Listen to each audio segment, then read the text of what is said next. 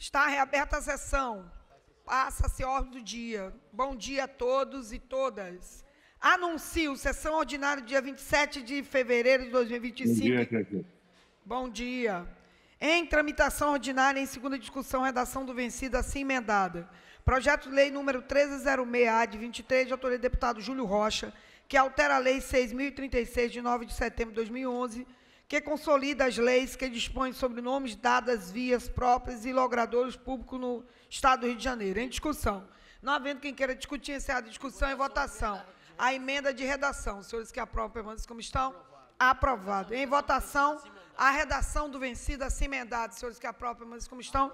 Aprovado, vai autógrafo. Anuncio o projeto de lei número 1343-A, de 23, de autoria da deputada Élica Takimoto, que declara patrimônio histórico, cultural e turístico do Estado do Rio de Janeiro, a livraria e edição Folha Seca. Em discussão. Não havendo quem queira discutir, encerrada em discussão. Em votação, a emenda de redação. Senhores que aprovam, como estão, aprovado, vai. Em votação, a redação do vencido, assim emendado. Senhores que aprovam, como estão, aprovado, vai autógrafo. Anuncio o projeto de lei número 1734-A, de 23, de autoria da deputada Verônica Lima, que altera a lei 5.645, de 6 de janeiro de 2010, para incluir no calendário oficial do Estado do Rio de Janeiro o mês do concurso Comida de Boteco, a ser comemorada a partir da segunda semana do mês de abril. Em discussão. Não havendo quem queira discutir, encerrada a discussão e votação. A emenda de redação. Os senhores que aprovam, permaneçam como estão, aprovado. Em votação, a redação do vencido assim emendado. Os senhores que aprovam, permaneçam como estão, aprovado, vai autógrafo. Em segunda discussão, redação do vencido. Projeto 6519-A, de 22, retirado de pauta, pedido do autor.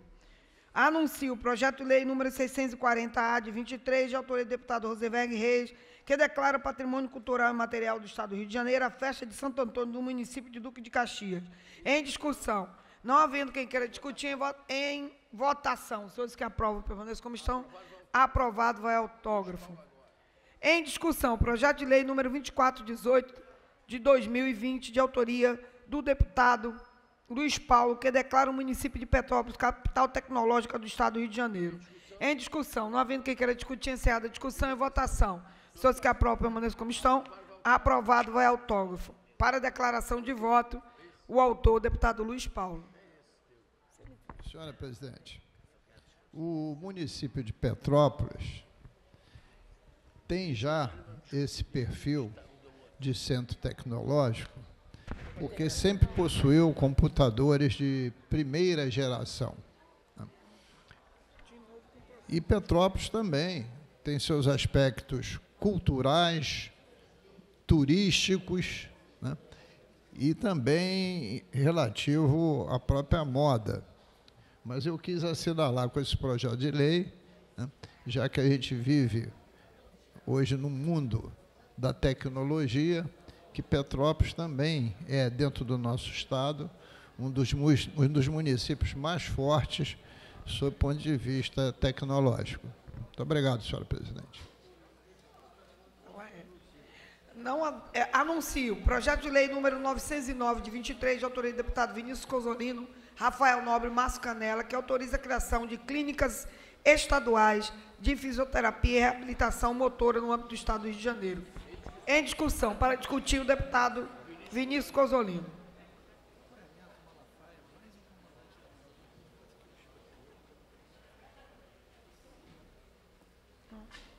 A tribuna.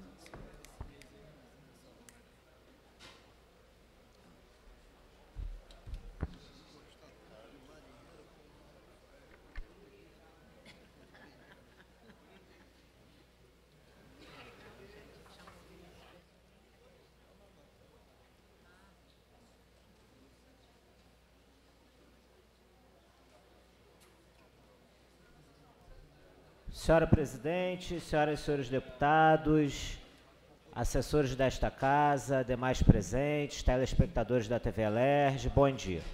É com grande honra e profundo senso de responsabilidade que me dirijo a esta casa para defender o projeto de lei número 909 de 2023, de minha autoria, que autoriza a criação de clínicas de reabilitação motora e fisioterapia no âmbito do Estado do Rio de Janeiro.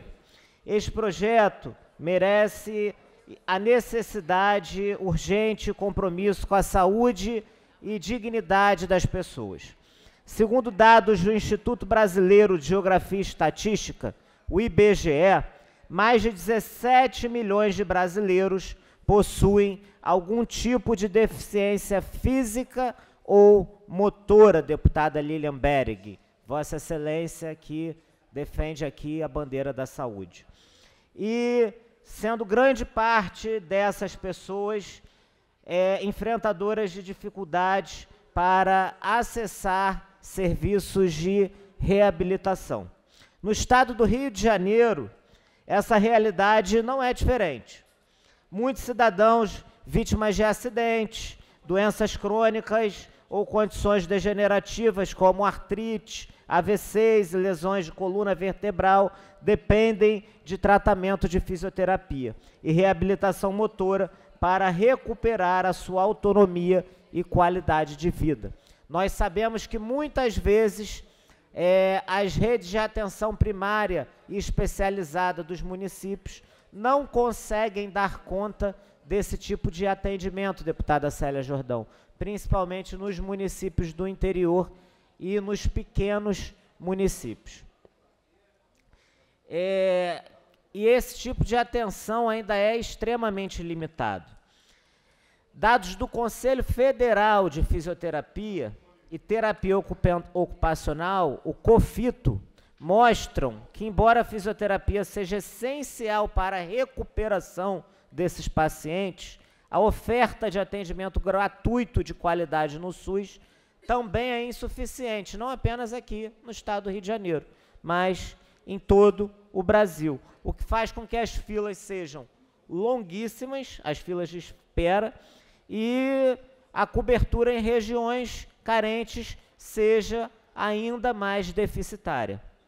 E o objetivo desse projeto é justamente propor a criação das clínicas estaduais de fisioterapia e reabilitação motora, autorizar que o Estado possa criá-las e dirimir qualquer dúvida sobre a competência material desta matéria no plano da saúde pública e também na alocação dos recursos públicos. E essas clínicas, elas funcionarão de forma multidisciplinar no cuidado desses pacientes que necessitam dessa reabilitação e poderão ser instaladas em unidades de saúde já existentes, otimizando os recursos ali já alocados e ampliando o acesso a serviços de forma gratuita e de qualidade. Além disso, esse projeto prevê a parceria do governo do Estado,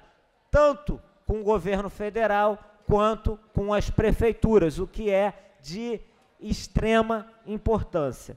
E os benefícios são evidentes, tanto nas reduções da fila de espera, quanto na melhoria da qualidade de vida dessas pessoas que terão mais mobilidade e quanto na prevenção das complicações, porque essas pessoas que terão mais cuidado, que serão cuidadas sobre as suas condições físicas, deixarão de ter outras doenças. E, por último, essas pessoas também serão incluídas na vida social. Então, é de suma importância, deputada querida Élica Takimoto, que nós tenhamos esse olhar cuidadoso para essa questão. E, por esse motivo, eu peço o apoio gentil de todos os pares para esse projeto. Muito obrigado, senhora presidente Tia Ju. Para discutir, deputada. E deputado Luiz Paulo e deputado Fred Pacheco. Parabenizo muito o deputado, então, Vinícius Cozzolino. Acho que é um excelente projeto. Quero lembrar que nós temos especificamente, presidente, a questão do derrame, que é o acidente vascular cerebral como a principal causa de problemas das questões das deficiências e principalmente de ordem aí da doença. Então, a gente precisa entender que hoje essa população que precisa, sim, que aumentou muito a questão da fisioterapia respiratória, porque nós saímos de uma pandemia no qual essas pessoas com doenças crônicas voltadas para a respiração, elas não têm hoje um sistema único de saúde que elas consigam ser aplicadas, mas principalmente a pessoa com derrame, com acidente vascular cerebral, que é o principal problema hoje da doença crônico-degenerativa no Brasil, referente à diabetes e à hipertensão não tratada. Então, muito obrigado. E aí também me coloco à disposição aí do nosso presidente, nosso presidente da questão da nossa comissão de PCDs, para poder estar aí, fazendo aí a palavra dele a respeito dessa tão importante que é a questão da fisioterapia dentro do Estado. Muito obrigada. Deputado Luiz Paulo, logo em seguida, deputado Fred Pacheco.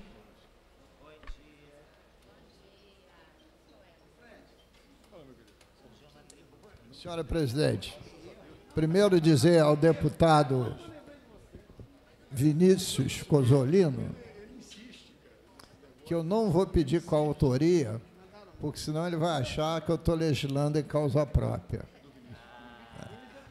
Mas, senhora presidente, é muito oportuna a proposta do projeto de lei do deputado Vinícius Cozzolino, apenas lastimando que seja autorizativo e não determinativo, porque evidencia-se, além das pessoas de qualquer faixa etária terem problemas onde a fisioterapia e a reabilitação motora é fundamental, mas a nossa população tende, a cada ano, ter uma idade esperada de vida cada vez maior.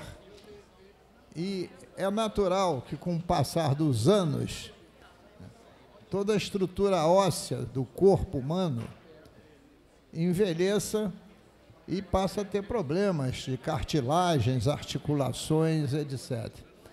E a fisioterapia é o melhor dos remédios.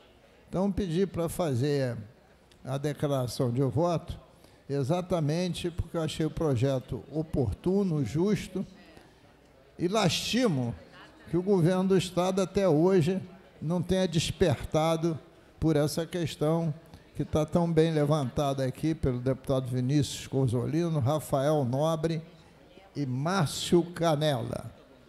E, ao mesmo tempo, parabenizar os autores. Sendo que o deputado Márcio Canella, agora, como é coautor do projeto, seguramente ele vai instalar uma clínica dessa em Belford Roxo. E o deputado Cozzolino... E cobraremos. Deputado Cozzolino, que é o príncipe de Magé, também vai fazê-lo lá. Deputado Fred Pacheco.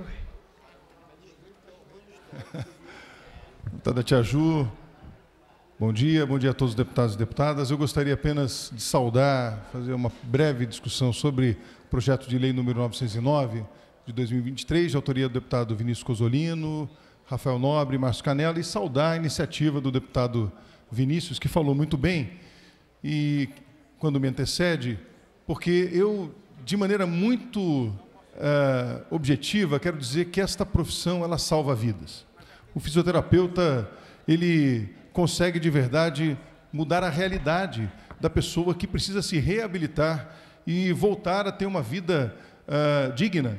E, em muitos momentos, nós observamos isso. A deputada Lilian citou as questões que envolvem a fisioterapia respiratória, situações que envolviam os casos pós-pandemia. Então, ter isto como um programa no Estado é fundamental. Eu queria abordar também a importância desse profissional para as pessoas com deficiência e também para as pessoas com doenças raras, que isso é fundamental. Nós passamos situações como essa nos casos que envolviam, inclusive, a CPI dos planos de saúde para as pessoas com deficiência, que conseguimos instalar no ano passado, que foi com muita coragem do presidente Bacelar, e tivemos uma interrupção por conta de uma liminar na Justiça que interrompeu. E o que acontecia? os planos cancelavam unilateralmente os planos de saúde daqueles pacientes, e muitos deles, com doenças raras, com autismo e outras comorbidades, tinham seus tratamentos interrompidos.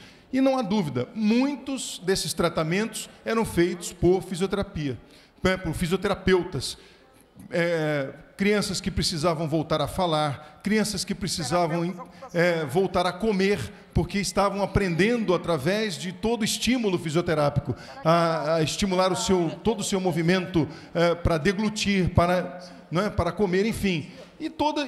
A andar, a se locomover, enfim. Esta é uma situação real. Quando a gente consegue, então, ter um projeto de lei para um programa, uma criação de clínicas do Estado do Rio de Janeiro para atender essa população, a gente acolhe, inclusive, uma injustiça que está acontecendo, ainda está acontecendo, inclusive, com os planos de saúde que estão cancelando e impedindo que tratamentos de crianças com transtorno do espectro autista e também doenças raras esteja acontecendo hoje. Então, eu quero aplaudir mais uma vez a iniciativa do deputado Vinícius Cozzolino, dizendo que sou entusiasta desta questão e desta profissão. Muito obrigado. Senhora presidente, questão de ordem. Deputado Luiz Paulo.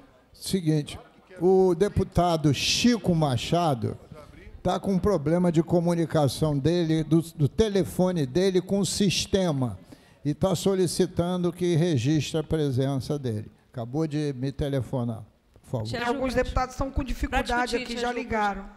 Para discutir, deputada Élica Takimoto. Tia Ju, queria parabenizar o deputado Vinícius Cozzolino pelo projeto de lei 909/2023, que autoriza a criação de clínicas estaduais de fisioterapia. Para além de tudo que foi falado aqui pelos deputados e deputadas que me antecederam, né, pessoas com deficiência, a importância que a gente está vendo da sociedade envelhecendo, eu queria somar uma questão. Todo tratamento fisioterápico é um tratamento continuado. Vi várias pessoas que sofrem acidentes, que precisam fazer, ou que têm alguma lesão e precisa fazer, ou dificuldade de locomoção e precisa fazer esse tratamento continuado.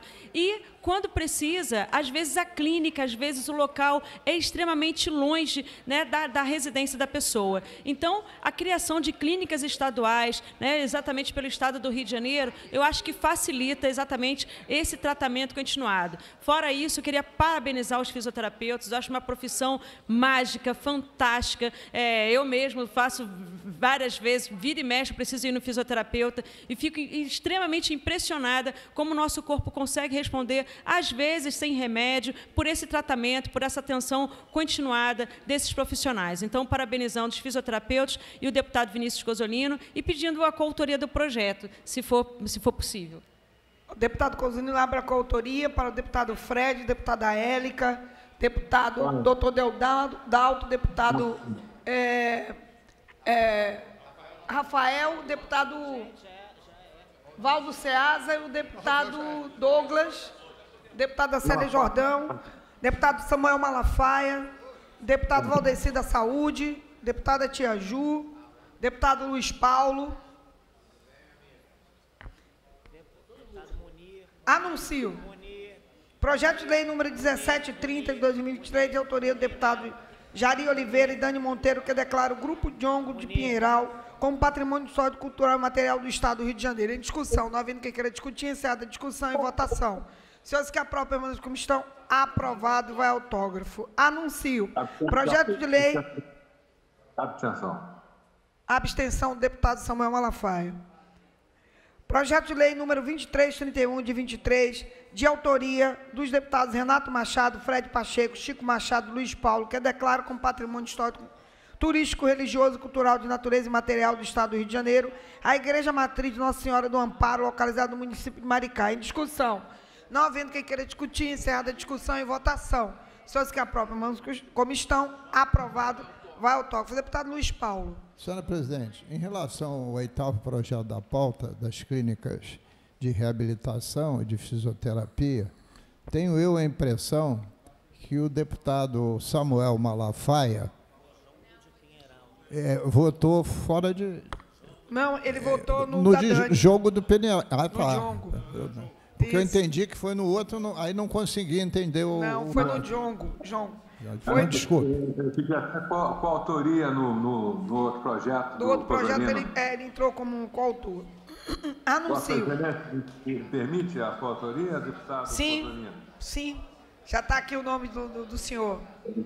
Obrigado. Anuncio o projeto de lei número 2537 de 2023, de autoria do deputado Fred Pacheco Jari Oliveira, que altera a lei 5.645 para incluir no calendário, 645/2010, para incluir no calendário oficial do Estado do Rio de Janeiro o Dia do Diácono. Em discussão, não havendo que queira discutir, encerrada a discussão e votação. Os senhores que aprovam, permaneçam como estão. Aprovado, vai a autógrafo. Deputado Fred. Muito rapidamente, só para agradecer mais uma vez os nossos nobres deputados e dizer que este projeto ele tem este intuito de celebrar. O diácono ele tem uma função muito importante na nossa Igreja Católica. Ele, em muitos momentos, ele pode exercer muitas funções e que fazem parte. O diácono é aquele que serve, é aquele que se coloca a serviço. Portanto, aqui é uma maneira de verdade de homenagear estes que hoje são aqueles que servem não só nos momentos que antecedem efetivamente a celebração e também a ordenação sacerdotal, mas também os diáconos, que são os diáconos permanentes, que não são, evidentemente, aqueles sacerdotes, mas os diáconos que podem se casar, não é? Então, aqui é uma maneira de homenageá-los também e colocando no calendário oficial o Dia do Diácono. Senhora presidente. Deputado Fred. Senhora presidente. Deputado Samuel. Eu queria pedir qual a autoria no projeto do deputado Fred. Eu ia falar Por sobre favor. isso, porque o diaconato também tem nas igrejas evangélicas. E aí, nas nossas igrejas. isso, e aí também, com certeza, alcança Com os certeza evangélicos. alcança, evidente. Também com autoria, deputado. Senhora presidente, Deputado Luiz quanto Paulo. mais coautor tiver, melhor. Porque o deputado Fred Pacheco, inegavelmente, é um diácono. Verdade. Eu queria dizer só uma coisa importante que você acabou de dizer, que logo, daqui a algum tempo, um grande conhecido e amigo de Vossas Excelências será ordenado diácono. O Márcio, meu irmão, entrou este ano para a escola diaconal.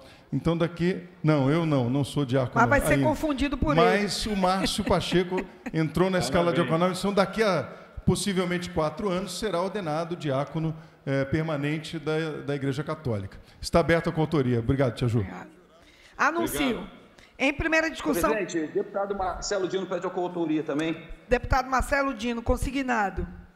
Em primeira discussão... Parabenizar o nosso nobre deputado aí por esse projeto tão importante, dessas pessoas que fazem um trabalho sensacional nas igrejas. Parabéns, meu irmão.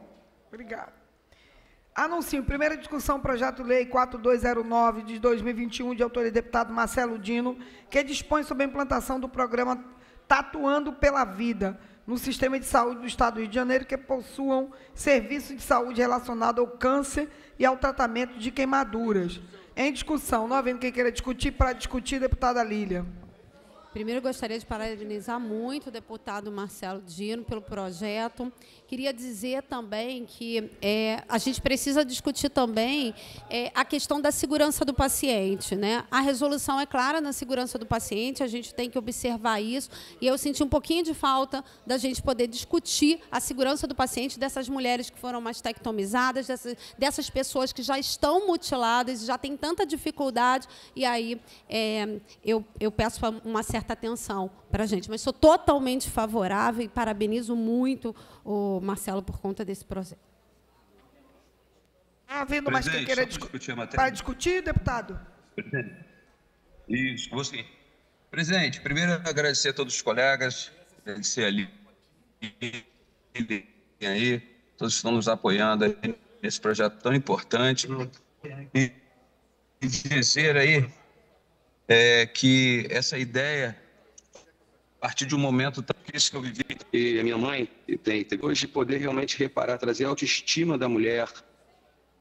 Nós sabemos que muitas das vezes a mulher fica muito para baixo dos seus sentimentos, e isso aí faz exatamente com que possa melhorar a autoestima da mulher. Minha esposa trabalha com isso também, e aí ela falou, poxa, Marcelo, muito bom esse projeto. E a nossa ideia é exatamente essa, valorizar as mulheres, estar ao lado num momento tão difícil e amenizar um momento complicado da sua vida para que ela possa seguir de forma melhor. Obrigado, presidente. Obrigado, deputado. Não havendo mais quem queira discutir, encerrada a discussão, a presente proposta recebeu 3 emendas e retorna às comissões. Anuncio o projeto de lei número 4861 de 2021, retirado de pauta a pedido do autor. Anuncio projeto de lei número 453 de 23, de autoria do deputado Tia Ju, que institui a campanha Pet Seguro no âmbito do Estado do Rio de Janeiro para prevenir acidentes envolvendo motoristas que dirigem conduzindo animais de estimação no colo. Em discussão, não havendo quem queira discutir, encerrada a discussão. Em votação, senhores que aprovam, permaneçam como estão. Aprovado em primeiro, retorno em segundo. Em segunda discussão,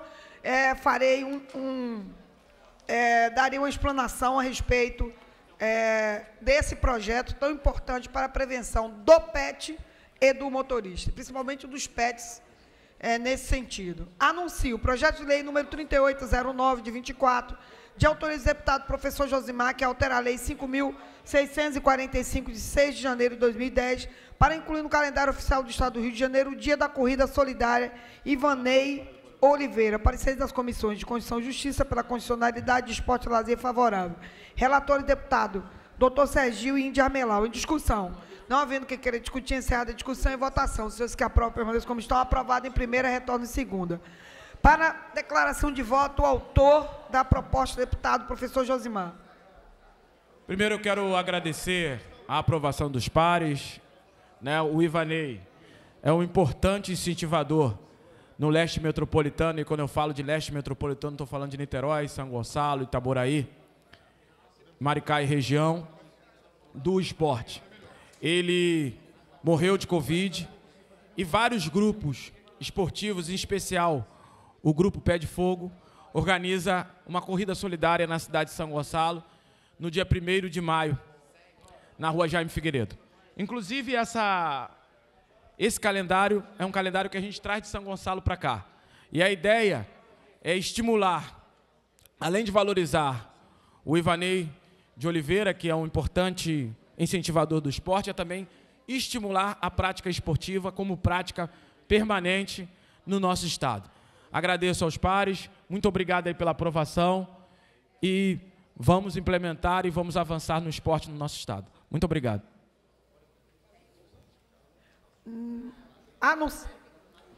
Pela ordem, deputada Tia Ju. Pois não, deputado. Deputada Tia Ju, eu quero pedir a Vossa Excelência apoio e ao presidente da Casa, deputado Rodrigo Bacelar, uma questão muito importante que está acontecendo hoje no Estado do Rio de Janeiro, no campo da educação. Hoje foi publicado no Diário Oficial o nome de mais 2.500 classificados para migração de carga horária na Secretaria de Estado de Educação. A migração é uma ampliação de carga horária de 18 para 30 horas que está acontecendo com os professores do Estado. Eu fui relator dessa lei, eu provoquei o Ministério Público alertando sobre a falta de professores numa denúncia que deu origem ao inquérito civil, e eu sugeria, na minha denúncia, que a migração fosse um dos mecanismos usados para enfrentar a carência de professores, além do concurso público, além da convocação de concursados. A SEDUC e o Ministério Público acataram essa sugestão e a migração está em curso. Só que o que está acontecendo? Para o professor migrar, ele precisa de uma série de documentos, entre eles um documento que ateste a correção na sua acumulação de cargos. Só que quem tem que fornecer esse documento é o próprio governo do Estado. E eu estou recebendo dezenas, centenas de mensagens de professores que estão classificados, que têm processos de acúmulo de cargos abertos há anos para receber essa documentação do Estado e até hoje não receberam. A gente fez o levantamento desses processos e eles estão parados na Casa Civil. É um absurdo se algum professor deixar de ser classificado num processo interno do Estado, que vai melhorar as condições de trabalho dele, que vai desprecarizar a rotina dele, que vai melhorar a qualidade da educação, porque o próprio Estado porque a própria Casa Civil foi incapaz de concluir um processo administrativo relacionado ao acúmulo de matrículas. Então, deputada Tia Ju, nossa presidenta em exercício, eu quero pedir a todos os deputados aqui dessa casa que tenham acesso à Casa Civil. Eu estou fazendo também essa incidência junto à Casa Civil. Não dá para o governo do Estado dar um tiro no pé desse jeito. O processo de imigração é positivo, é bom para os professores, é bom para os estudantes, é bom para a educação. Agora, não dá para o professor ser desclassificado porque a Casa Civil não concluiu o processo de acúmulo de matrículas. Então, isso é muito importante. Saiu hoje, Diário Oficial, hoje, o nome de 2.500 professores desclassificados, e nós não vamos aceitar que nenhum deles seja desclassificado por incompetência do próprio governo do Estado. Importante. Anuncio, em discussão única, indicação legislativa 372/2024, de autoria do deputado Brazão, que dispõe sobre a implementação do programa Patrulha Rural no município de Sumidouro. Pareceres da Comissão de Indicação Legislativa pela transformação em indicação simples. Relator, deputado Felipe Soares. Em discussão. Não havendo quem queira discutir, encerrada a discussão e votação. O parecer da Comissão de Indicação Legislativa. Os senhores que aprovam permanecem como estão, aprovado. Retorno ao autor para a elaboração da indicação simples. Pela ordem, senhora presidenta, queria aqui comunicar uma excelente notícia que acredito que Vossa Excelência, inclusive, partilhe, né, da felicidade dessa notícia. Há pouco mais de 3 anos atrás, nessa casa aqui, a gente enfrentou um duro debate. Um debate do caráter do socioeducativo. E isso tinha a ver com a expectativa de, sim, recuperar a nossa juventude e retomá-la para a sociedade, que ainda em idade e informação, é possível que a educação seja o vetor de incidência na conduta daqueles jovens. Mas o debate, senhora presidenta, ele não era só no mérito, era também na forma.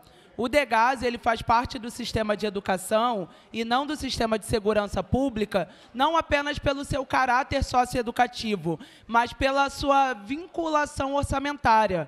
Ou seja, hoje o DEGAS é mantido, sobretudo, com verbas e orçamentos da educação, inclusive tendo o Fundeb como centralidade da sua manutenção. E ontem, o ministro do Supremo Tribunal Federal, o relator André Mendonça, encaminhou e foi seguido por toda a corte, que fechou a questão. O DEGAS é socioeducativo. O DEGAS não é polícia. Então, enquanto a gente vê aqui no nosso estado pipocar denúncia de violências contra os nossos jovens, dos agentes que não deveriam ser agentes de segurança pública, mas sim do socioeducativo, a realidade foi imposta. Hoje, o Rio de Janeiro precisa retroceder no que foi colocado na Constituição. O ministro André Mendonça, inclusive, foi bem claro ao destacar que o artigo 144 da Constituição delimita muito diretamente o que são as forças de segurança, bem como a Lei 12.594 de 12, ela determina a criação do SINASE, o Sistema de Atendimento Nacional do Socioeducativo. Ou seja, o DEGAS é sim uma ferramenta de ressocialização da nossa juventude, o DEGAS não é uma penitenciária mirim. É isso que a gente tem que reafirmar. Aquela batalha, senhora presidente, que sei que travamos juntas, lado a lado, porque sei do trabalho de Vossa Excelência, dedicado à causa do socioeducativo. Naquela época, alertamos que isso aconteceria. E hoje, ou melhor, ontem, dia 26 de fevereiro, a gente confirma o que nós falamos aqui. É inconstitucional transformar os agentes de socioeducativos em agentes de segurança pública, é inconstitucional considerar o DEGAS forças de segurança. Então, agora, temos, de fato, uma deliberação da Suprema Corte a partir da relatoria de André Mendonça. Vamos agora torcer para o Ministério da Educação fortalecer essa política socioeducativa tão importante para a recuperação desses adolescentes, inclusive não possibilitando o reingresso o tempo inteiro, o retorno desses meninos e dessas meninas no sistema. Há sobre a mesa requerimento de inclusão na ordem do dia do projeto 1170 de 25 da deputada Dani Monteiro. Senhores que aprovam como estão, aprovada. Há sobre a mesa pedido de inclusão na ordem do dia dos projetos 4311 de 24 e o projeto 2109 de 23, o projeto 3553 de 24, de autoria da deputada Tia Ju. Senhores que aprovam, permaneçam como estão, aprovados. À sobremesa, o pedido de inclusão na ordem do dia do projeto 2019 de 23, do deputado Luiz Paulo. Senhores que aprovam, permaneçam como estão, aprovado. Nada mais havendo a tratar na ordem do dia, passa seu expediente final. Já peço ao deputado professor Josimar para estar aqui. Eu tenho uma reunião agora às 11h30.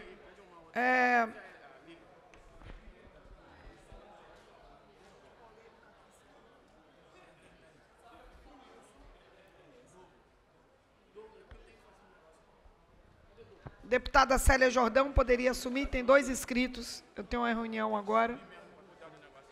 Deputado Luiz Paulo, Vossa Excelência dispõe de 10 minutos. Se a deputada Célia Jordão tiver disponibilidade.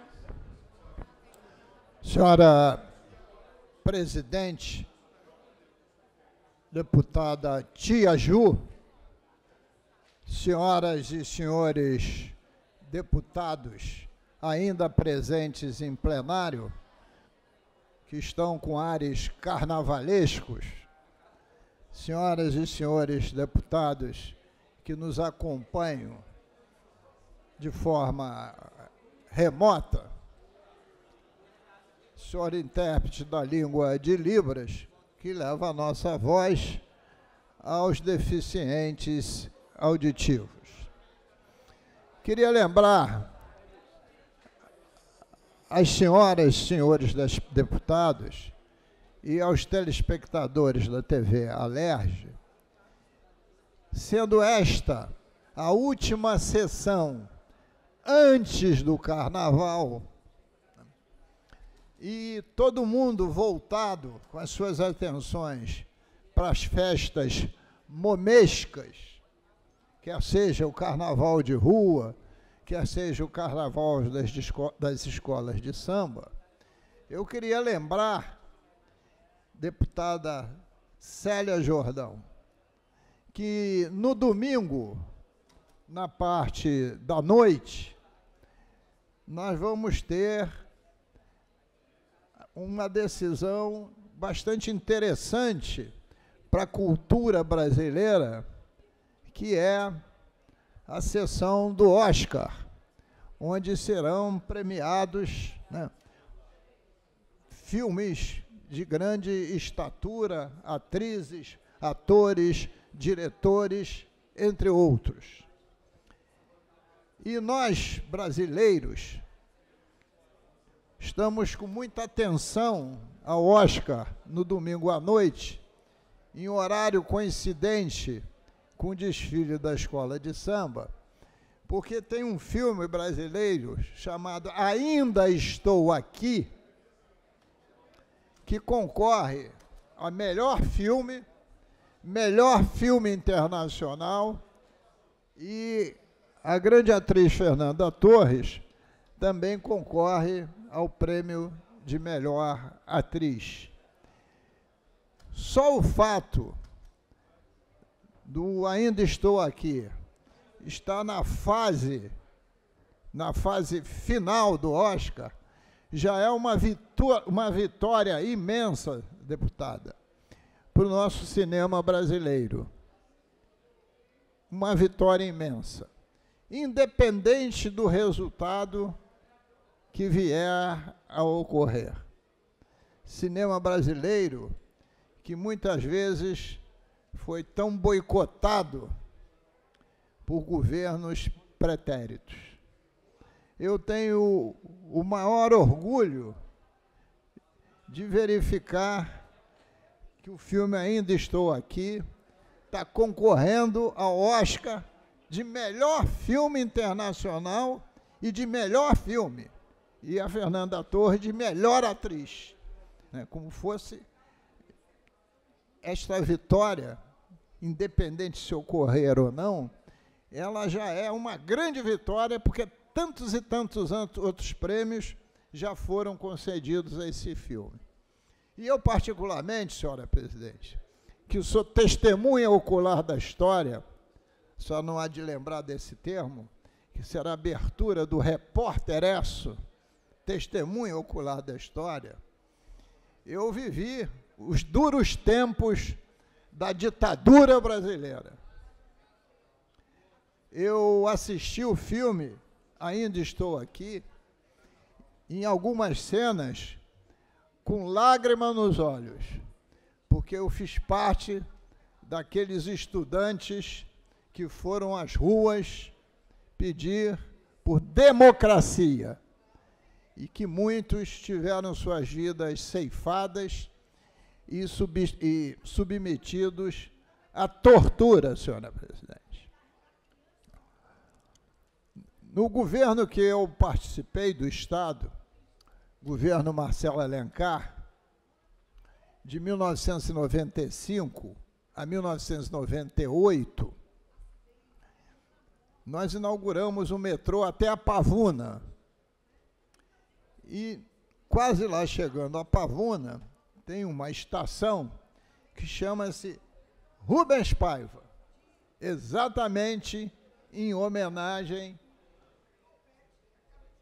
ao ex-parlamentar que foi preso, torturado e morto. E que dá origem ao filme pela resistência que teve, naquela época, a sua esposa, de suportar todo esse golpe, se manter altiva, entrar para o ramo do direito, fazer a defesa dos indígenas, jamais perder o brio, a compostura, né, e se manter íntegra. Então, senhora presidente, quando a gente voltar, o resultado do Oscar já ocorreu, vai ser domingo. Né? Mas eu quero já dizer que o filme Ainda Estou Aqui, com todos os seus diretores, atores, e em especial a Fernanda Torres, já são vencedores, qualquer que seja o resultado, porque fizeram o orgulho do povo brasileiro ressurgir nesses tempos de tantas dificuldades que vivemos. E principalmente, senhora presidente, porque o filme fala dos horrores da ditadura. Dos horrores da ditadura. Ditadura que até hoje tem que ser repudiada, porque está sempre rondando a nossa sociedade. Então, eu queria deixar todo esse registro, né, porque o Carnaval é realmente uma grande festa cultural, que eu também admiro muito, é uma expressão popular de grande intensidade. Eu sei que a senhora irá ver o desfile das escolas de samba, se não for ao vivo e a cores, será ao vivo e a cores pela televisão, né? Mas queria também deixar esse registro. E dizer, senhora presidente, só para concluir, sobre o Carnaval, já que tem um assessor meu aqui que também já passou dos 60, não está prestando atenção no meu discurso, mas eu também vou falar para ele. Eu comecei a tomar, depois lhe dou uma parte, vou lhe dar uma parte, mas eu tomei contato com o Carnaval quando eu era do Engenho de Dentro, na Chave de Ouro, porque lá tinham muitos blocos de rua. E tanto isto é verdade, que a Escola do Samba de Arranco, naquela época, era um bloco carnavalesco, lá na Rua Adolfo Bergamini. Mas o bloco que registrou o carnaval mais forte no Engenho de Dentro, na Chave de Ouro, foi o bloco de Quarta-feira de Cinzas. E por que ele saía na Quarta-feira de Cinzas? Porque exatamente era proibido. E também serviu de contestação ao regime militar. Então, também o carnaval de rua muitas vezes, na liberdade criativa do nosso povo, ele contesta os regimes autoritários, porque é mais difícil de se visualizar, né, quem são os autores daqueles eventos, né? Então, eu queria lembrar também desse carnaval de rua, do bloco de quarta-feira de cinza, que se agrupava e pegava o bonde Piedade 77 ou 600, também para fugir da polícia, na esquina da rua Adolfo Bergamini com rua Dias da Cruz.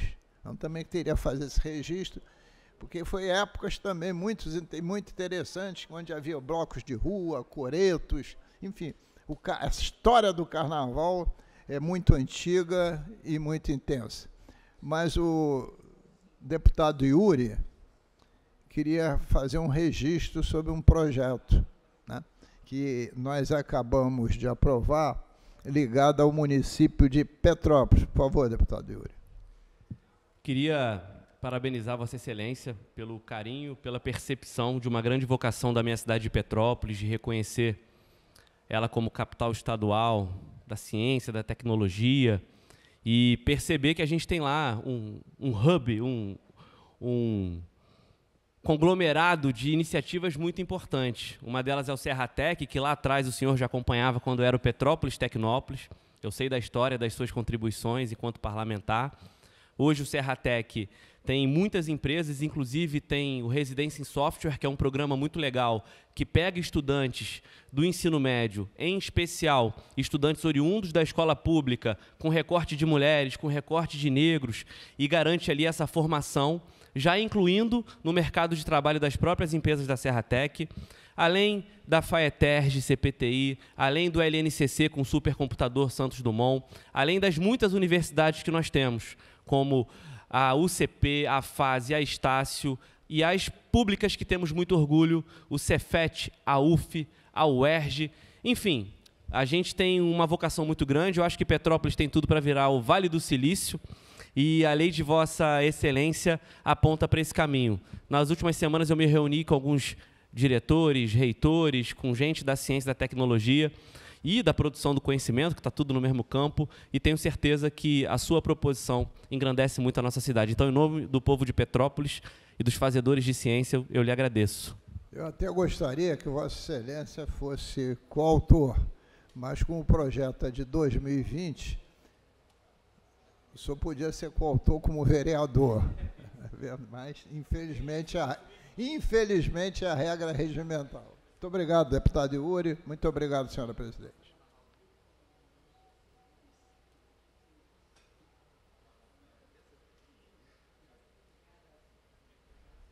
Obrigada, deputado Luiz Paulo. Próximo orador inscrito é o nobre deputado Douglas Gomes. Vossa Excelência dispõe de 10 minutos regimentais.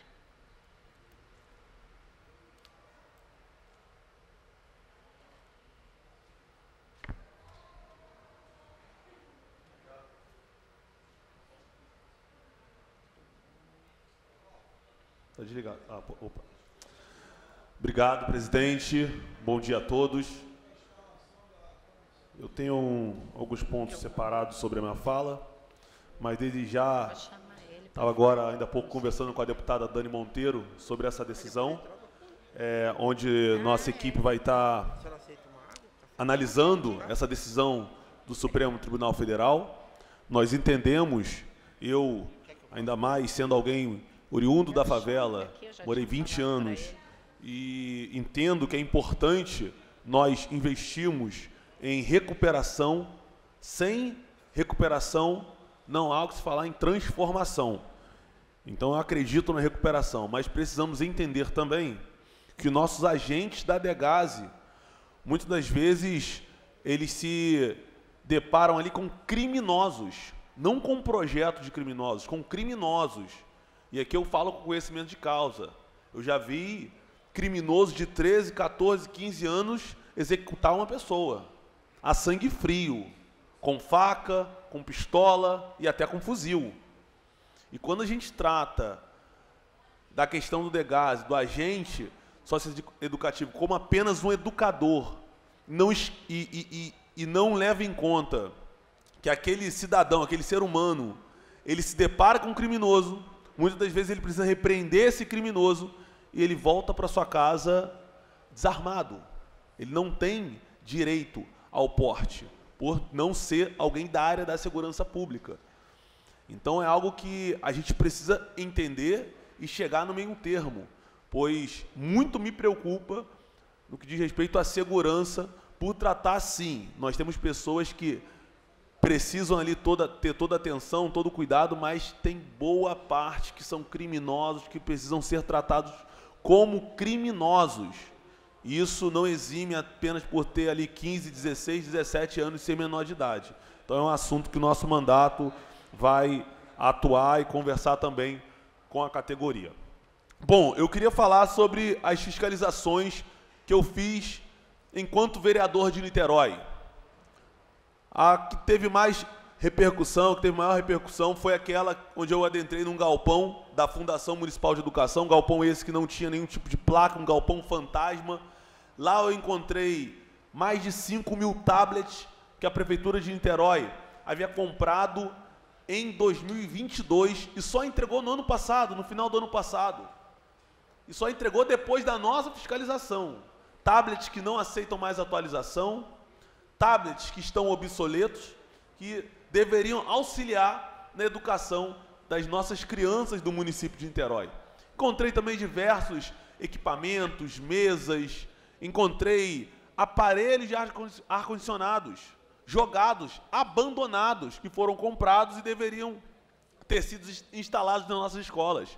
Sendo que até hoje, nosso mandato, quanto deputado estadual, tem recebido muitas denúncias do calor que tem feito na cidade de Niterói e da falta de climatização nas unidades do município, nas unidades municipais. Recebemos ali, como por exemplo na Escola Paulo Freire, que fica no Fonseca, zona norte de Niterói, a unidade já está ali com os seus aparelhos, mas a devida instalação ainda não foi feita por parte da Prefeitura de Niterói. E essa é apenas uma das diversas denúncias que pesa sobre o secretário Bira Marques, que erroneamente o Rodrigo Neves fez questão de retornar ao cargo. Alguém que pode ser considerado aí o pior secretário de todos os tempos no município de Niterói, o pior secretário de educação. Nossa cobrança, senhora presidente, não está apenas agora aqui, estando como deputado estadual, estamos recebendo também denúncias de escolas estaduais que estão com sérios problemas de climatização. E eu estive com o governador Cláudio Castro na última sexta-feira, na obra do antigo piscinão, no parque ali em São Gonçalo. Estivemos também na obra do MUV, mais de 25 quilômetros, cortando diversos bairros, uma obra sensacional que vai ajudar por demais a mobilidade do município de São Gonçalo, comandado ali pelo nosso prefeito Capitão Nelson, tendo ali o secretário das cidades, Douglas Ruas, do comando dessa mega obra, também em parceria com o nosso deputado federal, Tineu Cortes, e conversei com o nosso governador, falando, governador, estou recebendo demandas sobre a falta de climatização nas unidades do município. Eu vou começar a rodar essas unidades e, claro, para a gente tentar entender como nós vamos conseguir avançar na climatização. Eu obtive algumas respostas do que foi feito ao longo desse governo. Em 2 anos, mais de 200 escolas receberam climatização. Investimento de mais de 300 milhões de reais, senhora presidente, em reformas de unidades escolares do estado do Rio de Janeiro. Infraestrutura, diversas reformas também em quadras esportivas, isso inclui também na climatização de salas. Medidas emergenciais também foram importantes. Vale lembrar que não é só você colocar o aparelho de ar-condicionado. Niterói passa por isso também. Foi comprado o aparelho de ar-condicionado, mas eu posso dar o exemplo da escola, numa escola que fica próximo à praia de Taquatiara, que tem que ser feito toda, eu acho que é a Luiz Paulino, não lembro agora, Alcina Rodrigues, que tem que ser feito toda a mudança da sua estrutura, da sua fiação, para que ela possa receber a climatização. Em outras escolas que receberam a climatização, ela fica sem luz, porque a fiação ela não comporta. Em algumas escolas, dependem ali da Enel fazer o aumento de carga. E aqui todos sabem, eu não sei, na cidade do nobre deputado Yuri, não sei se a Enel que atua lá na sua região, não sei se a Enel presta um bom serviço lá. Pelo menos em Niterói o serviço é um lixo. Inclusive, como eu disse, na questão de escolas. Tem escolas que têm ar-condicionado, tem aparelhos de ar-condicionado, mas depende do aumento de carga. A Prefeitura de Niterói pediu há 2 anos, esse aumento de carga não aconteceu até hoje. Então, isso eu acredito que também deva ser problemas gravíssimos, não apenas da cidade do nobre deputado, mas também a nível estadual. Então, é um compromisso firmado. Eu relatei aqui os investimentos que o governo do Estado, a Secretaria de Educação, fez ao longo desse tempo. Claro, nós pegamos aí um Estado totalmente quebrado, deteriorado, e ao longo desses 2 anos, desses 3 anos, o governador tem feito aí o possível para resolver essas questões, mais de 300 milhões só em 2024, fora os demais anos, mas através também do nosso mandato da Comissão de Direitos Humanos, está aqui a presidente, eu como vice, porque é uma questão também de direitos humanos.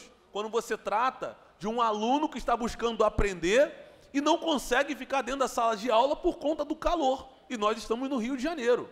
Todos sabem aí, todos nós estamos sofrendo com essa questão. Ali nós temos o Liceu, que fica no lado da Câmara Municipal de Niterói. O Liceu Nilo Peçanha. Eu agradeço todos os estudantes dessa unidade, todos os profissionais que estão mandando mensagem para o nosso mandato, senhora presidente, em confiança ao trabalho que nós fizemos enquanto vereador de Niterói, agora como deputado, sabendo que nós temos competência para lutar e trabalhar por uma reestruturação, por uma climatização. Eu agradeço a todos vocês e dizer que estaremos em breve nessa unidade, juntamente com a Comissão de Educação dessa casa, para trabalhar juntamente com o governo do Estado, para que o mais rápido possível a climatização nessa unidade, no Liceu Nilo Peçanha, no Macedo Soares e outras unidades. Recebemos também demanda de São João de Meriti, da Baixada. Nós faremos o possível para ir em loco nessas unidades, ou a nossa equipe vai estar de corpo presente. Mas eu peço o apoio de todos vocês, a confiança, continue mandando as demandas. Eu mandei mensagem hoje pela manhã para a secretária de Educação, estaremos com ela, teremos uma agenda para encaminhar essa demanda e também como acordo com o governo do Estado para que a gente consiga o mais rápido possível, senhora presidente, solucionar essa questão. E para concluir, brevemente, estou aqui também com os agentes aprovados da Polícia Civil que estão assistindo essa sessão, que estão cobrando sobre a chamada desses profissionais que já foram ali aprovados e fizeram diversas provas, já tiveram um custo, já tiveram um gasto. Eu estou explicando para eles qual a conversa que eu estou tendo. Nós tivemos aí o veto do Propag, que ele impede diversos avanços no Estado do Rio de Janeiro, como, por exemplo, a revisão de investimentos em segurança e saúde, suspensão de concurso na área de segurança pública. Isso é gravíssimo. Impacto na construção de hospitais do câncer, como, por exemplo, de Nova Friburgo e Duque de Caxias. Então, é um compromisso. Eu estou em contato com o vice-presidente da Câmara, que é o deputado federal Altineu Cortes, juntamente para articular com os deputados federais do PP, como o doutor Luizinho e outros deputados, para que nós consigamos derrubar os vetos do Propag e aí sim que a gente consiga avançar. Estão falando também na unificação dos cargos. Vamos conversar também com o governo do Estado, entender qual é a forma para fazer isso, porque, como eu disse, esse veto, ele impacta diretamente até na busca de novos empréstimos, porque o Estado está em recuperação fiscal. É uma herança maldita. Então, nós precisamos ter responsabilidade, mas é o meu compromisso. Receberei na próxima semana, ou depois do Carnaval, a equipe dessa comissão dos aprovados. Terei a agenda com o governador e também com o deputado federal Altineu Cortes, vice-presidente da Câmara Federal, para que a gente trabalhe na derrubada do veto e também na unificação desses cargos e que o mais breve possível, assim como disse o nosso governador na última semana na entrevista no dia 21, que nós consigamos investir na polícia, em especial na polícia científica. Que Deus abençoe e um bom final de semana. Obrigada, nobre deputado Douglas Gomes.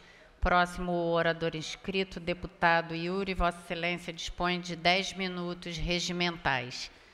Lembrando aqui, antes que o deputado Yuri comece a sua explanação, vou solicitar também que a deputada Dani Monteiro me substitua, porque eu tenho também um compromisso. Mas lembrando, né, que nós vamos entrar aí no período de carnaval e a Secretaria de Estado da Mulher lançou uma campanha importantíssima chamada Não é Não, Respeite a Decisão. Lembrando que o carnaval é um momento de alegria, de diversão, de paqueras, não é? O amor está no ar nessa época, porém o mais importante é respeitar, né? Respeito um ao outro, isso é fundamental. E nós, como mulheres, né, deputada Dani, temos muito essa preocupação, porque o Estado do Rio de Janeiro vem registrando, sem sombra de dúvida, índices alarmantes de notificações de crimes contra as mulheres. Só no ano de 2023 foram mais de 145 mil notificações de crimes de violência contra a mulher. Então, nós temos que lembrar desse fato todos os dias, é uma luta de todos nós, é um compromisso não apenas das deputadas, mas também dos deputados que são sensíveis a este tema que afeta não apenas a mulher, mas toda a família. Então, agradeço aqui a deputada Dani, que vai me substituir nesse expediente final. Com a palavra, o nobre deputado, então, Yuri, com 10 minutos regimentais para suas explanações finais.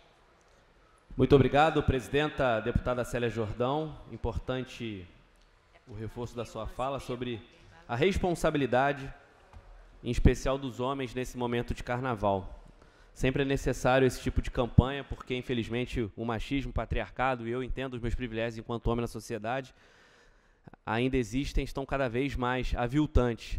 Inclusive, não só o machismo, o patriarcado, todo tipo de discriminação e preconceito, mas também o racismo religioso. Eu queria aqui falar de duas situações. Primeiro, as declarações deploráveis do Paulo Barros, carnavalesco, que todo mundo respeita a história, o trabalho, mas critica e aponta o absurdo das suas falas. E aí o Luiz Antônio Simas, inclusive, num evento no Museu do Amanhã, foi muito claro, demonstrando que essa crítica que o Paulo Barros fez dos enredos voltados para a cultura afro, para falar dos orixás, das religiões de matriz africana, por muito tempo foram proibidos pela força da lei. E agora, enfim, que a gente vive numa democracia ainda combalida, ainda muito desigual, que nós podemos ter as nossas escolas e os nossos blocos falando do que de fato criou o carnaval e o samba, que é a cultura negra, afro-brasileira, vem gente do próprio samba e do carnaval tentar criticar isso. É um absurdo. E não só junto disso também a fala absurda, nojenta, extremista, preconceituosa, discriminatória e mentirosa de Vitor Belfort e Joana Prado, a feiticeira, que lá dos Estados Unidos ficaram criticando o carnaval numa ótica religiosa extremista, porque eu não conheço aquele Cristo que fala o que eles dizem. Eu não conheço uma igreja cristã que reproduza tantas mentiras como eles reproduziram. De falar que o carnaval é um culto ao diabo. Eu sou um bandista e apanhei muito na minha cidade, na campanha de prefeito, pelos extremistas, por ser um bandista e não ter medo de mostrar minha fé. E digo para vocês, na nossa religião não existe nem o diabo. A gente não entende essa figura. Apesar de respeitarmos a filosofia, a teologia, a tradição cristã que reconhece a figura do diabo. Então não confundam o Exu com o diabo, não confundam a quimbanda com algo de mal para as pessoas, porque para a gente isso não está na ordem do dia religiosa, isso não está nos nossos rituais, isso não está nos nossos trabalhos. Então, um absurdo. Vitor Belfort, apesar do grande histórico na luta, que até então tinha tanto respeito, é um cara que ficou durante a eleição ali compartilhando fake news, contando mentira na internet. Tem aquela coisa deplorável dele no show do milhão, que ele não consegue nem responder perguntas básicas. Então, assim, é um ignorante. E você vê que eles, com esse histórico tão contraditório e hipócrita, que tiveram na sua vida pregressa, agora querem ser o baluarte da moralidade. Então, não dá para ser assim. Está aqui o nosso companheiro, o deputado Douglas Gomes, que é um homem de direita, um homem que se apresenta como bolsonarista. O parlamento cabe isso, a gente tem aqui vários enfrentamentos e debates, e nós temos respeito nesse sentido, mas não dá, nem para o nosso lado, nem para o lado de lá, contar mentira e atacar uma tradição tão importante que é o carnaval. Quem não gosta, não vai. Quem faz parte, como é o caso do Paulo Barros, entenda a história que veio antes dele chegar, que a ancestralidade para a gente é importante. E quem está lá nos Estados Unidos, no conforto do ar-condicionado, não fique criticando a tradição brasileira, porque, inclusive, muito cristão constrói o carnaval. E eu, no caso, que sou um bandista, inclusive, a gente tem um sincretismo muito forte da nossa tradição de matriz africana com o próprio cristianismo. Então, por isso, já denunciei ao Ministério Público e espero que sejam indiciados, que tenham que vir aqui no Brasil, inclusive responder por esse absurdo, por simplesmente violarem as nossas tradições e o nosso credo. Te dou a parte, vereador, claro. Vereador, é o costume. É, porque nós fomos vereadores, então... Vereador. É o costume.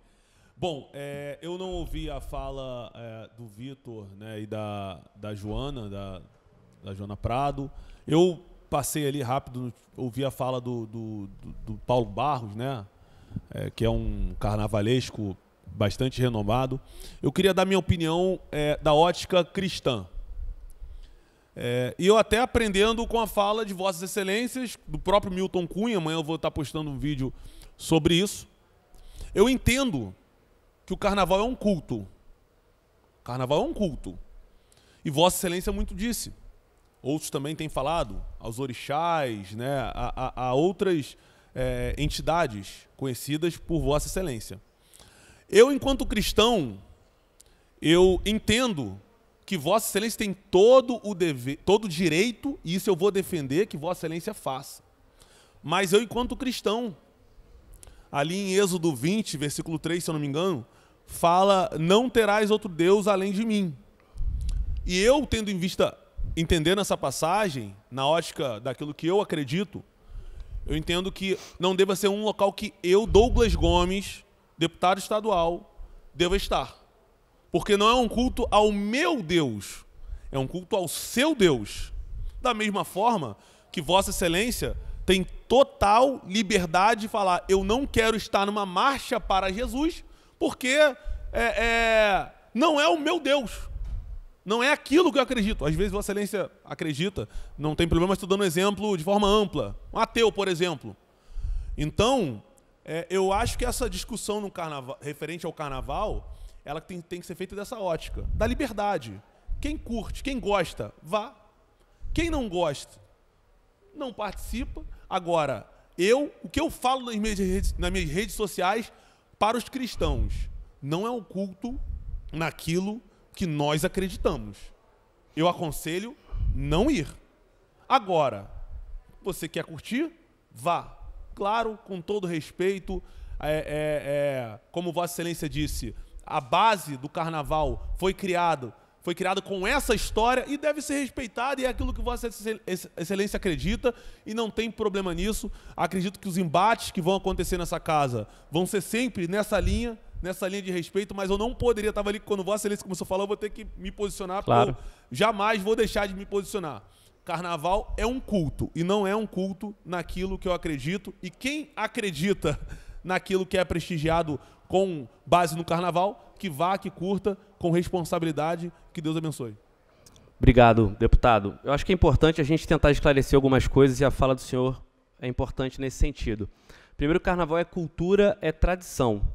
Quando a gente diz que um enredo, a partir da ótica da cultura, da tradição da maior festa popular brasileira, ele apresenta a temática dos cultos de matriz africana, não quer dizer que necessariamente a gente está misturando isso com a religião. O que é difícil, porque eu não sou daqueles que diz que fé e política não se misturam, que cultura e culto não se misturam. Pelo contrário, eu só entendo que cada um tem seu lugar, e como a sociedade não é dividida em departamentos, isso às vezes de forma fluida dialoga. Então é natural que num enredo voltado à cultura afro, às religiões de matriz africana, você tem ali manifestações de culto. Mas o carnaval não fala só sobre isso. Inclusive, a crítica que eu discordo do Paulo Barros aponta para isso, ele querendo remeter a enredos que não fossem sobre as religiões de matriz africana e a cultura africana. Então, existem vários carnavais. O carnaval do Recife é diferente do carnaval do Rio de Janeiro. O carnaval do Rio Grande do Sul, que tem um carnaval forte, é diferente do carnaval de Manaus.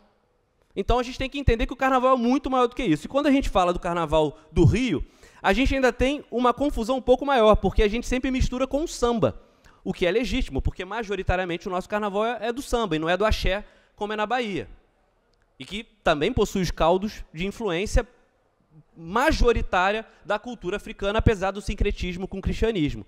Então, essa pluralidade que a gente pede, respeito à diversidade que a gente pede nas culturas de matriz africana, nas religiões de matriz africana e no próprio carnaval, no samba, nos batuques que a gente reconhece também no cristianismo.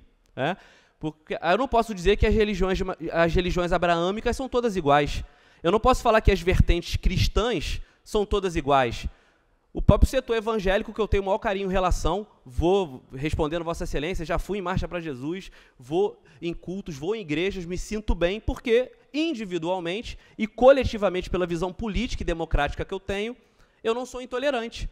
E, pelo contrário, me sinto bem aonde houver Deus, porque eu acredito em Deus, e aonde houver valores e princípios pelo bem da coletividade. Mas agora, jamais me sentirei bem aonde tiver violência, aonde tiver discriminação, aonde tiver mentira, aonde tiver uma perspectiva que não é cristã, ao meu ver, apesar do cristianismo, como as religiões de matriz africana serem plurais, de querer ter uma certa superioridade quanto ao outro. Então, a fala de Joana Prado e de Vitor Belfort é essa. Eles não têm lugar para chegar e dizer que o carnaval é um culto aos demônios. Eles não têm argumento para isso. Então, é uma mera agressão gratuita. Então, quando a gente entende essa pluralidade, essa diversidade e o respeito ao que está acontecendo ali na cultura, a gente consegue se posicionar e dizer, não é bem por aí. Mas é óbvio, ali tinha um interesse político, ali tinha um interesse de lacrar, o casal está sumido há muito tempo, Vitor já não está dando muito certo na luta, ela está sumida aí também, então eles quiseram fazer ali uma lacraçãozinha, mas espero que a partir da nossa provocação possam responder. Mas agora, continuando sobre esse assunto, a grande ordem do dia do carnaval é o calor. É o calor. A gente vai viver aí mais algumas semanas de calor extremo, que atinge a nossa capital, que atinge a Baixada Fluminense, mas chega também no interior do estado do Rio de Janeiro. E aí, por isso, o nosso mandato tem buscado assinaturas para o nosso projeto de refúgios climáticos, que nada mais é do que nós termos um credenciamento de espaços públicos e de espaços privados voluntários que possam servir de suporte para quem está sofrendo com calor nas ruas. Então, estou na rua, estou andando, tem uma biblioteca aberta com ar-condicionado, com água, com banheiro disponível, porque às vezes eu sou um idoso, sou uma pessoa com doença crônica, eu preciso sentar num lugar e ter esse suporte com pessoas capacitadas, inclusive, para poderem chamar um SAMU se for necessário, para poderem acolher bem. Isso não veio da minha cabeça do nada, é algo que é defendido no mundo todo. Eu conheci essa experiência em Barcelona, que tem mais de 120 locais credenciados, principalmente equipamentos públicos como refúgio climático, e vai muito além do que propostas que foram feitas de maneira rápida e desajeitada, como aqui no Rio de Janeiro, que foram os pontos de resfriamento do Eduardo Paes, que é um governo que desmata, é um governo que quer tirar 113 árvores lá do Jardim de Alá, é um governo que acha que só apontar a construção de parques verdes vai resolver a perspectiva de cidade esponja, o que não é, porque a gente sabe que é um governo que desmata, um governo que não tem política de adaptação climática, um governo que não está preocupado com a concepção de uma cidade sustentável. Então, quando a gente apresenta o refúgio climático, é para dizer assim, a gente precisa de mais e para ontem.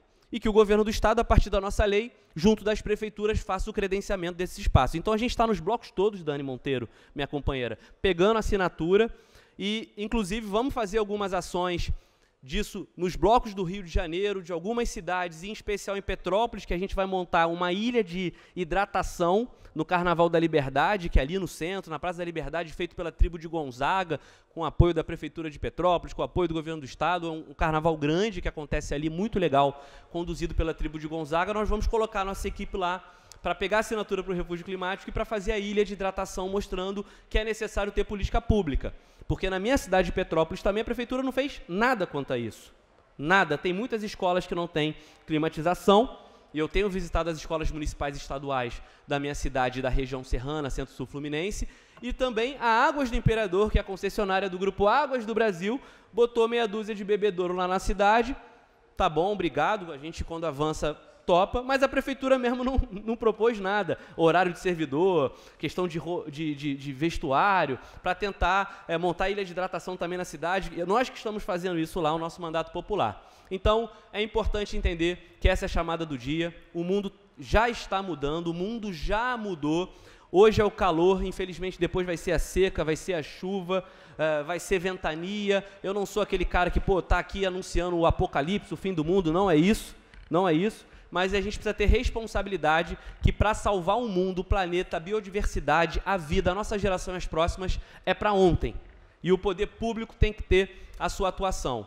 E, óbvio, mudar esse sistema econômico, porque se as coisas estão assim, é porque, do ponto de vista global, a gente tem um sistema capitalista predatório, que não se importa com a natureza e que, quando chega aqui na perspectiva local, desmata, flexibiliza para a especulação imobiliária, fazer o que quer, pega os recursos naturais, os serviços básicos, como minha companheira Dani Monteiro tanto luta, como a água, e bota na mão do interesse do capital, que é isso que essas concessionárias de água fazem. Criam um racismo ambiental, deixando as populações mais vulneráveis, mais pobres, em especial preta, sem o acesso ao básico que é a água, e a gente começa a entrar numa bola de neve de uma crise climática que encontra uma crise urbana por conta de um modelo econômico e político que tem que acabar. Nós estamos aqui, Dani Monteiro, falando óbvio, lutando contra quem é mais forte, mas eu vou dizer o que eu tenho falado para os meus companheiros e companheiras em todas as cidades que eu viajo e estou com causa popular junto dos movimentos. Ruim com a gente, pior sem a gente. Então a gente é a mosca da sopa, a pedra no sapato, e a gente vai continuar lutando por cidades mais sustentáveis e resilientes. E, claro, por liberdade, democracia, justiça social e combate às desigualdades. E aqueles que se colocarem na nossa frente, com todo tipo de preconceito e discurso raivoso, a gente vai para cima, porque é para frente que se anda. Um abraço. Agradeço, deputado Yuri, e inclusive agradeço também, deputado Douglas Gomes. Acho que ambos, trazendo a experiência, né, da construção de um mandato nas cidades, consegue, de fato, enriquecer o debate aqui na Casa Legislativa. Ouvindo a fala de Vossas Excelências, independente do valor de mérito das falas, de fato, são falas calcadas na realidade da vida, né, onde ela acontece. A política pública ela acontece nos municípios, a violação e as irregularidades da política pública acontecem no município. Então, agradeço, inclusive, Vossas Excelências por terem enriquecido esse expediente final e espero que também enriquecendo a nossa casa aqui. Bom, antes de encerrar aqui, não tem mais nenhum orador inscrito, eu gostaria aqui de prestar solidariedade a Carolina Sanches Lopes, uma migrante colombiana que foi vítima de feminicídio por parte do seu companheiro na comunidade da favela do Manguinhos. Carolina é mais um caso de migrante que sofre de feminicídio, semelhante a Julieta também, que foi outra mulher migrante assassinada, e ambas, né, têm em comum que, por obviedade, todas as mulheres estão suscetíveis às mazelas, à violência de gênero, né, o feminicídio, que é o extremo dessa violência de gênero. Mas as mulheres migrantes, pela falta de condição de exercer a sua cidadania, por vezes não ter a documentação vinculada, as barreiras da língua, as barreiras, inclusive, culturais, por vezes impõem uma condição de maior vulnerabilidade para essas mulheres, como também foi o caso do migrante Moíse, que foi assassinado num quiosque na Barra da Tijuca. Moíse também tinha sua condição trabalhista vulnerabilizada pela sua condição migrante. Então, quero aqui reafirmar que migrar é um direito humano e me solidarizo também com a família de Carolina e dizer que a nossa Comissão de Direitos Humanos da Casa seguirá acompanhando o caso e prestando acolhimento para a família. Por fim, o carnaval vem aí, carnaval chegando, como diz a música. peço para que todo mundo se proteja, e se proteja de diversas formas, né? Se proteja da desidratação, bebendo água, se proteja do sol, usando protetores, se proteja da violência de gênero, acolhendo inclusive mulheres nos blocos, não é não. Se proteja também do uso abusivo de substâncias que podem comprometer a saúde de cada indivíduo, e que também aproveitem e partilhem do Carnaval. Dizer também, saudar imensamente a campanha Tarifa Zero, que pautou um carnaval por direitos, que pautou um carnaval acessível para todos, e um carnaval acessível para todos é um carnaval que o Estado também ganha, o Estado também arrecada em tributação. Quero saudar Malu, a grande intelectual e militante da pauta, né, do direito à cidade, que transforma, dá corpo à campanha do Carnaval de Tarifa Zero, que conta com mais de 4.000 assinaturas, e saudar meu amigo e querido companheiro aqui de Alerj, que agora não está mais entre nós, mas por uma boa causa, que é virar prefeito de Paracambi. A importância da renovação política está aí, porque a Tarifa Zero, a gente não conseguiu trazê-la estadualmente, deputado Yuri, mas a gente conseguiu com que alguns municípios adotassem a política. E Andrézinho Siciliano, nosso querido André Siciliano, foi um município que adotou de prontidão. Paracambi terá ônibus de tarifa zero para trazer os foliões aqui para o centro da cidade do Rio, dizendo que o Carnaval do Rio também é um carnaval para a Baixada Fluminense, também é um carnaval para Paracambi. Então, parabéns à campanha Tarifa Zero, parabéns também ao prefeito agora, Andrezinho Siciliano. E é isso, gente. Feliz Carnaval. Nada mais havendo a tratar. Dou por encerrado esse expediente final.